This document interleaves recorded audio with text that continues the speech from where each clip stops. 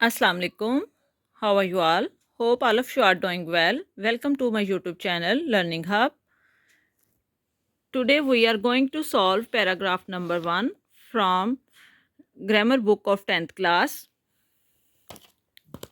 मेरे घर के सामने एक बाग है. There is a garden in front of my house. इसमें बहुत से पौधे और दरख्त हैं. There are many plants and trees in it. बहार के मौसम में कई रंग के फूल खिलते हैं. There bloom flowers of many colors in spring. इनकी खुशबू इर्द गिर्द फैल जाती है. Their fragrance spread all around. शाम को बाग आदमियों, औरतों और बच्चों से भर जाता है. In the evening, the garden is filled with men, women and children. लोग इधर उधर फिरते हैं और लुत्फ उठाते हैं.